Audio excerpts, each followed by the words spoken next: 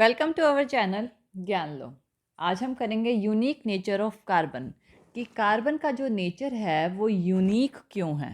Means to से कि carbon इतना सेपरेट क्यों है और एलिमेंट से। देखिए बहुत सारे ऑर्गेनिक कंपाउंड्स होते हैं, तो इसमें जो कार्बन का नेचर है सबसे अलग प्रॉपर्टीज़ इसकी होती है। और जो ऑर्गेनिक कंपाउंड में जो यूनिक प्रॉपर्टी हैं वो कार्बन की हैं। तो उसी के बारे में आज हम बात करेंगे। सबसे पहली जो इसकी प्रॉपर्टी है वो है कैटिनेशन की। अब कैटिनेशन क्या होता है? कैटिनेशन का मतलब होता है कि किसी भी एलिमेंट की टेंडेंसी, सेम एलिमेंट जब आपस में जुड़ के एक बॉन्ड बनाते हैं तो वो टेंडेंसी जो होती है उसे बोलते हैं कैटिनेशन। जैसे कि कार्बन और कार्बन। अब कार्बन का सबसे पहला यूनिक पॉइंट ये है कि इसकी ये प्रॉपर्टी है कि ये फॉर्म करता है बॉन्ड सेम एलिमेंट्स के। यानी कि कार्बन और कार्बन आपस में मिल के, सेम एलिमेंट्स आपस में मिल के बॉन्ड बनाते हैं, सेम एलिमेंट एक चेन बनाते हैं, और इसी प्रोसेस को कैटिनेशन बोलते हैं। कैटिनेशन का एक और नाम है जिसे बोलते हैं सेल्फ लिंकिंग प्रॉपर्टी या फिर सेल्फ लिंकेज प्रॉपर्टी। ये होता है कैटिनेशन। कैटिनेशन क्या होता है? जब सेम एलिमेंट मिलके आपस में एक चेन की फॉर्म में जुड़ जाते हैं। तो कार्बन में ये प्रॉपर्टी होती है कि बहुत सारे कार्बन्स आपस में एक फॉर्म में या अलग अलग फॉर्मेशंस में भी जुड़ सकते हैं। कार्बन में मैक्सिमम टेंडेंसी होती है कैटिनेशन करने की। तो ये जो बॉन्ड होता है स्ट्रॉन्ग बॉन्ड होता है। कैटिनेशन कार्बन कार्बन का जो बॉन्ड होता है ये स्ट्रॉन्ग बॉन्ड होता है। स्ट्रॉन्ग बॉन्डिंग ये आपस में करते हैं किसी दूसरे एलिमेंट के कंपैरिजन में। अब कैटिनेशन अलग अलग फॉर्मेशन में होती है, अलग अलग तरीके से कैटिनेशन होती है। जैसे कि किस तरह से कैटिनेशन मतलब कि कार्बन कार्बन किस तरह से जुड़ सकते हैं, अलग अलग फॉर्मेशन में जुड़ सकते हैं। सबसे पहले है स्ट्रेट स्ट्रेट चेन की फॉर्म में। नेक्स्ट, एक तो स्ट्रेट चेन में जुड़ सकते हैं, दूसरा ये जुड़ सकते हैं ब्रांच्ड चेन फॉर्म में, तीसरा ये जुड़ सकते हैं क्लोज्ड चेन फॉर्म में। क्लोज्ड चेन को रिंग चेन भी कहा जाता है। तो अलग अलग फॉर्मेशन में ये जुड़ सकते हैं। देखिए अगर बात करें स्ट्रेट चेन की, तो जब कार्बन और कार्बन, फर्स्ट पॉइंट की बात कर रहे हैं स्ट्रेट चेन की, कार्बन और कार्बन आपस में एक चेन में, एक सिंगल सीधी चेन में जुड़े हुए होते हैं। एक सीधी चेन में जुड़ा हुआ होना, इसे बोलते हैं स्ट्रेट चेन। दूसरा सेकंड नंबर पे आता है ब्रांच चेन। ब्रांच मतलब कि जैसे कि पेड़ होता है, एक पेड़ का एक स्टेम होता है लेकिन स्टेम के साथ बहुत सारी ब्रांचेस जुड़ी हुई होती हैं। ऐसे ही इसमें भी होता है कि एक कार्बन की चेन बने होना। कितने भी कार्बन हो सकते हैं ये, ठीक है, ज़रूरी नहीं है 3 होंगे या 4, कितने भी हो सकते हैं, लेकिन उसके साथ एक ब्रांच में एक और कार्बन का जुड़ा होना, ये होता है ब्रांच चेन। ठीक है, ज़रूरी नहीं है यहीं पे ही होगा, किसी भी लोकेशन पे ये हो सकता है। ये सेकंड नंबर है। अब थर्ड नंबर की बात करें, थर्ड नंबर है हमारे पास क्लोज्ड चेन। क्लोज चेन मतलब कि क्लोज फॉर्मेशन में जुड़ा होना। क्लोज भी 3 कार्बन भी आपस में क्लोज चेन में कनेक्ट हो सकते हैं, 4 भी हो सकते हैं, 5 6 7 कितने भी हो सकते हैं। जैसे कि एक एग्जांपल है हमारे पास, ये देखिए, ये हमारे पास कार्बन है क्लोज, या फिर जैसे कि क्लोज क्या होता है, सर्कल क्लोज होता है, ठीक है ना, सर्कल क्या होता है, क्लोज होता है। तो इस तरह से ये सर्कुलर तो नहीं होते, यानी कि हेक्सागोनल शेप में, पेंटागोनल शेप में, क्लोज चेन में होते हैं। तो इस तरह से क्लोज चेन में जुड़े हुए होते हैं।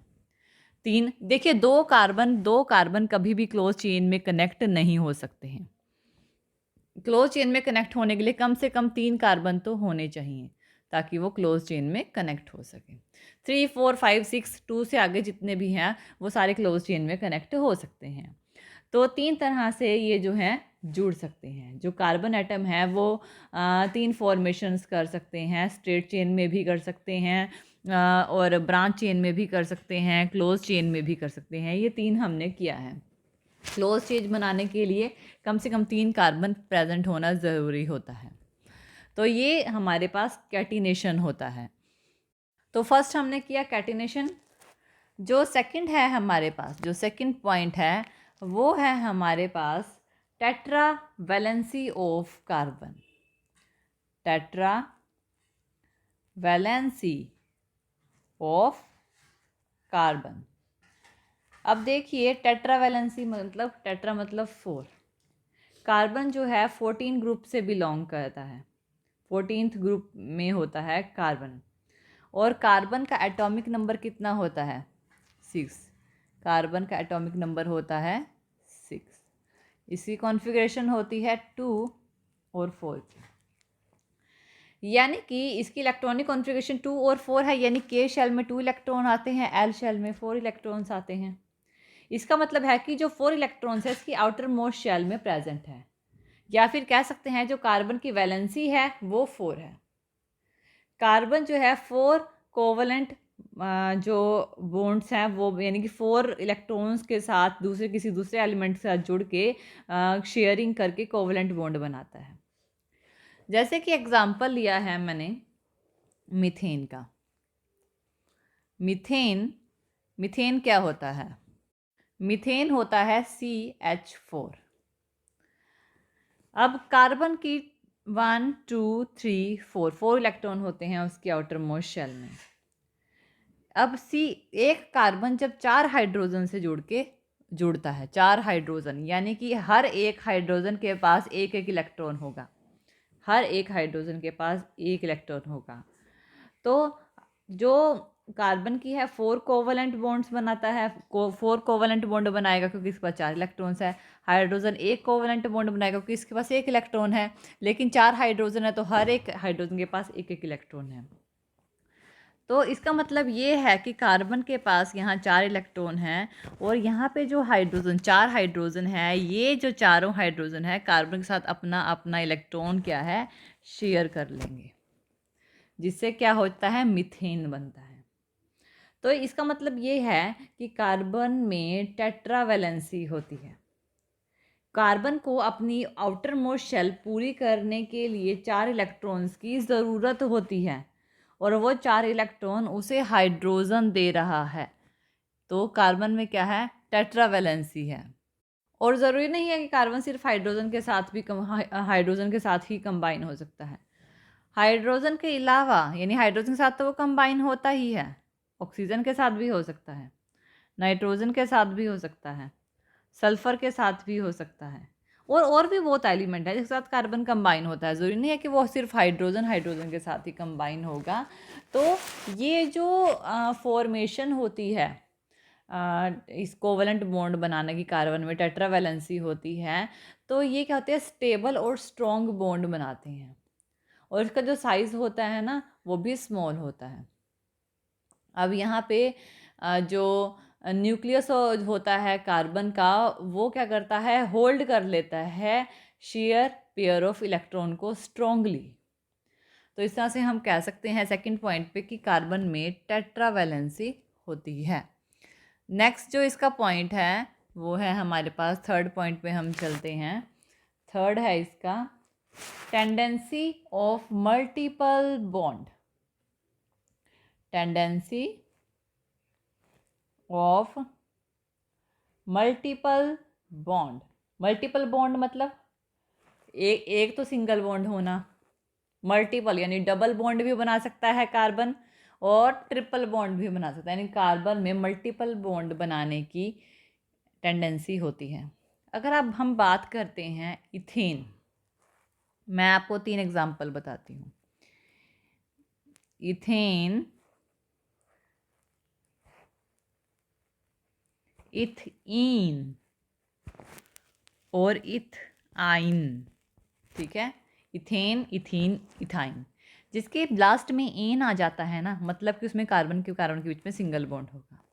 जिसके लास्ट में इन आ जाता है ना, इसका मतलब कि कार्बन कार्बन के बीच में डबल बॉन्ड होगा। और जिसके बीच में पीछे आइन आ जाता है, इसका मतलब है कि कार्बन कार्बन के बीच में ट्रिपल बॉन्ड होगा। ये इन आइन इस ही चीज़ को रिप्रेजेंट करते हैं। इथाइन को एसिटाइलिन भी बोलते हैं। इथेन क्या होता है? CH6 और C2H6, मिथ इथ 2 कार्बन है इसी वजह से। इथीन क्या होता है? C2, 2 हाइड्रोजन, यहाँ पे 6 हैं, कम हो जाते हैं और यहाँ हो जाते हैं 4। इथाइन में क्या होता है? C2, यहाँ पे 4 हैं, 2 और कम हो जाते हैं यानी कि H2। यानी कि जब 2 हाइड्रोजन यहाँ पे कम होते हैं तो उसके नाम का एक बॉन्ड लग जाता है। यहाँ पे जो 2 हाइड्रोजन कम होते हैं, यहाँ पे 4 की जगह 2 रह जाते हैं, तो इसकी जगह एक और बॉन्ड लग जाता है। शायद आप इस एग्जाम्पल से समझ गए होंगे। तो इथेन को कैसे लिखते हैं? इथेन को हम कैसे बनाते हैं? C, 2 कार्बन है, इसके साथ 6 हाइड्रोजन जुड़े हुए हैं, 1 2 3 4 5 एंड 6।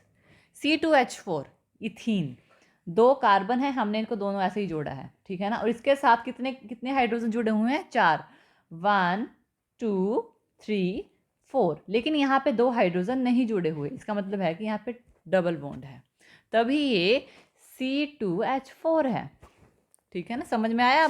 अब देखिए, सेम ऐसे ही 2 कार्बन है, C2H2 इथाइन।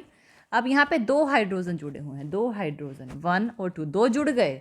यहाँ पे भी 2 हाइड्रोजन नहीं है, इसकी जगह एक बॉन्ड आ गया। यहाँ पे भी 2 हाइड्रोजन नहीं है, इसकी जगह पे भी एक और बॉन्ड आ गया, तो एथाइन बन गया। सिंपल सी बात है। तो वो कंपाउंड जब कार्बन और कार्बन सिंगल बॉन्ड में आपस में कनेक्टेड होते हैं, उसे हम सैचुरेटेड कंपाउंड बोलते हैं। अगर मैं इसको सेपरेट करूं तो ये जो कंपाउंड है, ये वाले कंपाउंड, ये है सैचुरेटेड कंपाउंड। और अगर कोई भी कार्बन डबल या ट्रिपल बॉन्ड में जुड़ा हुआ होता है, इसे हम बोलते हैं अनसैचुरेटेड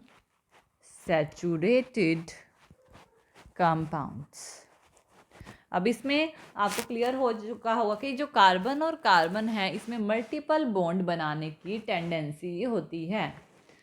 तो ये जो हैं, ये रिप्रेजेंट करते हैं यूनिक नेचर ऑफ कार्बन को। कार्बन का एक यूनिक नेचर। क्यों है कार्बन का यूनिक नेचर? सबसे पहले यही जो हमने लास्ट पॉइंट का, tendency of multiple bond. Carbon क्या कर सकता है? मल्टीपल बॉन्ड्स को बना सकता है, सिंगल, डबल। नेक्स्ट है टेट्रावैलेंसी ऑफ कार्बन। कार्बन में टेट्रावैलेंसी होती है, इसके 4 इलेक्ट्रॉन होते हैं जो कि शेयर कर लेता है। और जो फर्स्ट नंबर पे हमने किया था वो था कैटिनेशन। कैटिनेशन मतलब कि कार्बन जो है आपस में ही लिंक करके बहुत सारी chain, saturated, straight, branch, close, किसी भी चेन में वो कनेक्ट हो सकता है। तो ये यूनिक नेचर ऑफ कार्बन होता है। तो थैंक यू ये वीडियो देखने के लिए। और ज़्यादा अपडेटिंग वीडियोस के लिए आप हमारे चैनल ज्ञान लो पर हमें सब्सक्राइब कर सकते हैं। Thank you.